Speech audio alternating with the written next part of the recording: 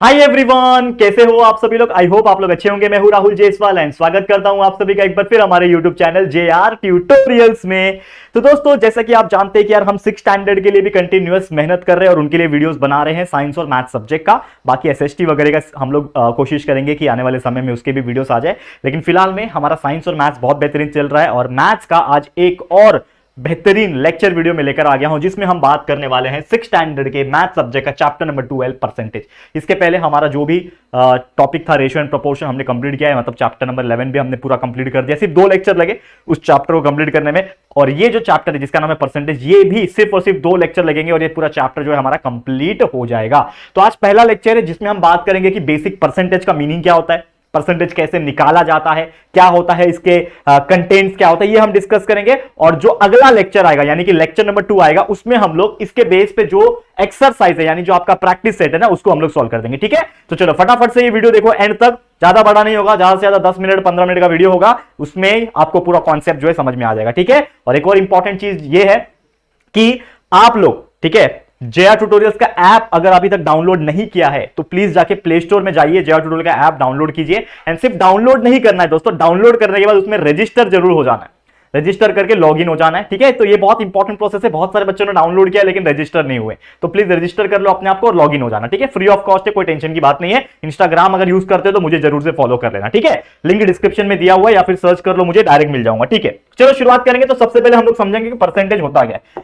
देखो, परसेंटेज एक ऐसा चीज है, बचपन से लेके आप 6 स्टैंडर्ड में आगे, बचपन से लेके आप अपना जब रिजल्ट देखते होंगे तो आपको एक परसेंटेज लिखा होता होगा कि यार आपने फर्स्ट स्टैंडर्ड में, सेकंड स्टैंडर्ड में, थर्ड स्टैंडर्ड में, फोर्थ में एंड फिफ्थ में, अभी आप 6th में हो ना, तो ये 5 स्टैंडर्ड आपने बिताए हैं। तो फर्स्ट में आपको कुछ परसेंटेज आया होगा, लेट्स सपोज 80% आया होगा, सेकंड में आपको 90% आया होगा, थर्ड में 95% आया होगा, फोर्थ में मान लो फिर से 85% आया होगा एंड फिफ्थ में मान लो फिर से 90% आया होगा। तो ये जो चीजें मैं लिखा है यहां पे, ये क्या है? ये है आपके परसेंटेज। ठीक है, ये क्या है? परसेंटेज। हिंदी में बोलूं तो इसको प्रतिशत कहते हैं और प्रतिशत में जो शत आ रहा है that represent what? That is nothing but 100। यानी कि परसेंटेज जो होता है उसको 100 से मेजर किया जाता है। अब बहुत सारे लोगों से आपने सुना होगा, अरे पक्का 101 टक्का आने वाला है। टक्का मराठी मध्ये म्हणतात टक्का, परसेंटेजला। ठीक है, तो बहुत सारे लोग ऐसा बोलते हैं कि यार 101% आएगा, 105% आएगा, 110% यही आएगा, तो यही पढ़ ले, एग्जाम में यही आने वाला है, 110% आने वाला है। तो क्या 110% क्या कौन लेके आया है? उनके पापा लोग ने लेके आया है? नहीं। ठीक है, तो 110% जो है वो नहीं आता है। ठीक है ना, कोई भी इन्वेंट नहीं कर सकता, बस ये जो है ना लोग बोलते हैं। बोलने के लिए तो लोग बहुत सारी चीजें बोल देते हैं, करेक्ट है। लोग जो है ना बोलने के लिए बहुत सारी चीजें बोल देते हैं, लेकिन उस पर बिलीव नहीं करना है हम लोग को। तो बहुत सारे लोग बोलेंगे ऐसा है, इतना परसेंटेज है, लेकिन एंड टू एंड जो सबसे ज्यादा जो परसेंटेज है, या फिर आप बोल सकते हो जो the limit of percentage nothing but the 100। ठीक है, तो 100% ही इनफ है, उससे आगे कुछ होता नहीं है। ठीक है, और उस 100 में से जितना भी उस चीज का वैल्यू है वो उसका बनेगा परसेंटेज। ठीक है, उस चीज का जितना भी वैल्यू बनेगा परसेंटेज। लेट्स सपोज कि आपके समझ लो कि एक सब्जेक्ट में 50 मार्क्स आए, एक सब्जेक्ट में आपको 50 मार्क्स आए। कितने में से आए दोस्तों? 100 में से आए।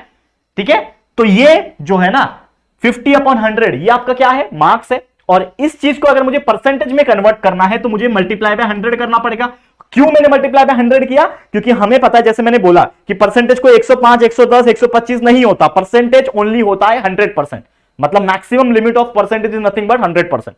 ठीक है, समझ में आ गया? मतलब कोई भी चीज का परसेंटेज निकालना है तो मैं 100 ही बोलूंगा, तो 100 से मुझे मल्टीप्लाई करना पड़ेगा। अब आप देखोगे तो नीचे भी 100 है, ऊपर भी 100 है, तो कैंसिल हो गया, तो क्या बचेगा? सिर्फ 50। तो आपका इसका आंसर कितना आया? 50%। यानी कि अगर आपको कोई भी सब्जेक्ट में 100 में से 50 मार्क्स मिले तो आपके परसेंटेज कितने हो जाएंगे? 50%। आपको किसी भी सब्जेक्ट में 100 में से 75 मिल गए तो आपको परसेंटेज कितने हो जाएंगे? 75%। आपको किसी सब्जेक्ट में 100 में से 95 मिले हैं, यानी कि आपके परसेंटेज कितने हैं उस सब्जेक्ट में? 95%। तो ये होता है परसेंटेज का क्राइटेरिया। ठीक है, अब इसके अंदर 2 और फंडामेंटल चीजें हैं, इसको फटाफट से डिस्कस कर लेंगे।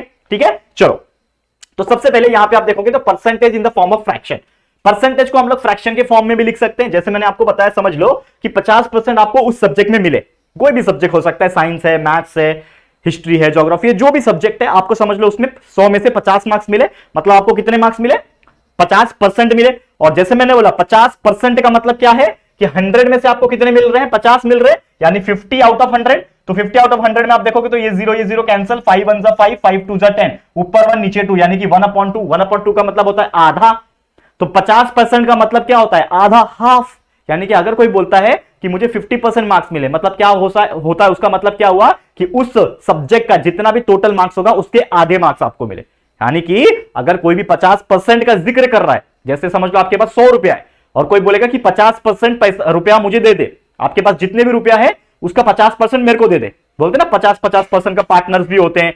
तो अगर किसी के पास 1 करोड़ रुपया है तो 1 करोड़ का 50% मतलब उसका आधा हो जाएगा। तो 50% का मतलब होता है आधा, हाफ, याद रखना। वैसे हर एक के लिए रिप्रेजेंट करूंगा, जैसे कि समझ लो आपको कोई बोला है 25%, तो 25% को मैं कैसे लिखूंगा? मतलब 25/100 होगा, 25, 100 में से 25, ठीक है। तो इसको मैं कैसे लिख सकता हूं?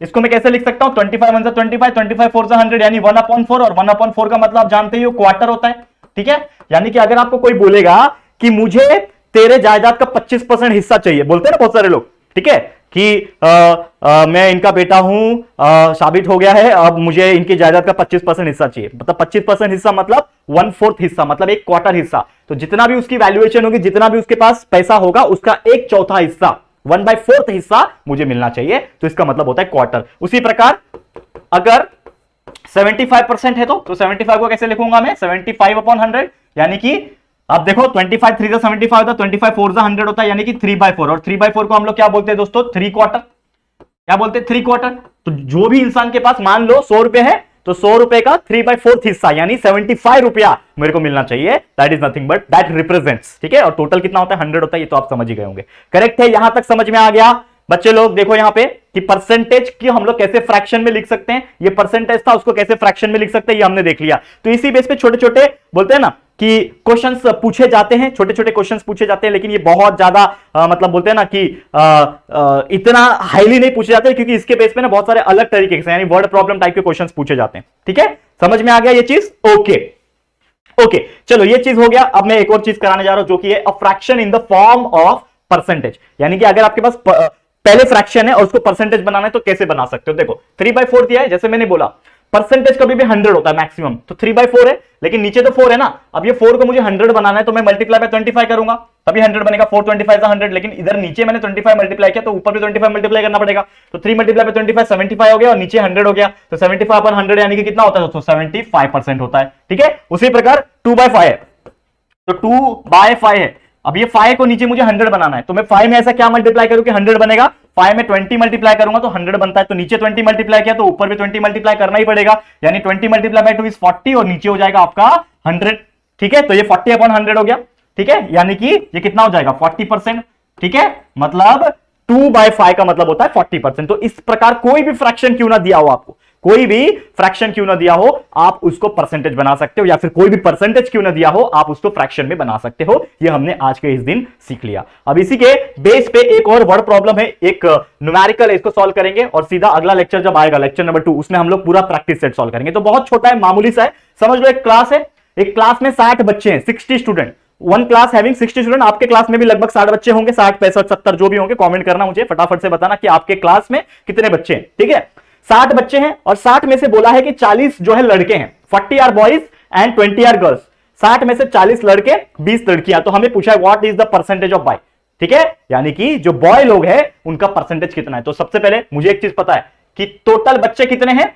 60, और 60 में से 40 बच्चे ऐसे हैं जो बॉय हैं, 40 ऐसे हैं जो बॉय है, मतलब 60 में से 40, तो 40/60 लिखेंगे। और मुझे क्या निकालना है? परसेंटेज निकालना है बॉयज का, यानी कि मल्टीप्लाई बाय 100 करना पड़ेगा।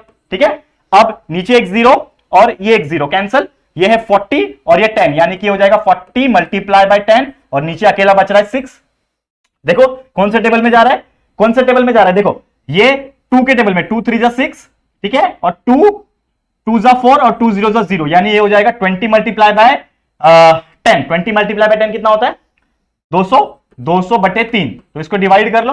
ठीक है, डिवाइड कर लो। 3 6 जा 18, 2 बचा 20, अगेन 3 6 जा 18, ठीक है, 2 बचा 0.0, 3 6 जा 18, तो 66.66 रिकरिंग आ जाएगा। मतलब लगभग 66.66% जो है वो बॉयज है और बाकी जो बच गई वो गर्ल्स है। ठीक है। तो इसी प्रकार ऐसे सिंपल सिंपल क्वेश्चंस आपको पूछा जाएगा, तो कोई टेंशन वाली बात ही नहीं है। आप अच्छी तरीके से वीडियोस देख लेना, मतलब अगला जो लेक्चर आएगा वो आप लोग के लिए ज्यादा इंपॉर्टेंट होगा। आज तो पूरा बेसिक सीख लिया, इस चैप्टर का पूरा बेसिक समझ लिया हमने। अब लेक्चर नंबर 2 का इंतजार करना, अगला लेक्चर जैसे आएगा उसमें हर चीज आपको क्लियर हो जाएगी और पूरा प्रैक्टिस सेट जो एक्सरसाइज होगा वो हम सॉल्व कर देंगे, प्रॉब्लम सेट जो होगा आपका सॉल्व हो जाएगा। ठीक है, तो चलो इसी के साथ आज का वीडियो समाप्त होता है। Thank you so much for watching this video. ये वीडियो आपको कैसा लगा प्लीज कमेंट करके जरूर से बता देना। वीडियो पसंद आया है तो प्लीज वीडियो को लाइक कर देना, अपने दोस्तों के साथ शेयर कर देना, और अगर पहली बार आए हो चैनल पे तो चैनल को सब्सक्राइब जरूर से कर देना। ठीक है दोस्तों, तो जल्दी मिलेंगे हमारे एक और न्यू वीडियो में, तब तक के लिए thank you and good bye.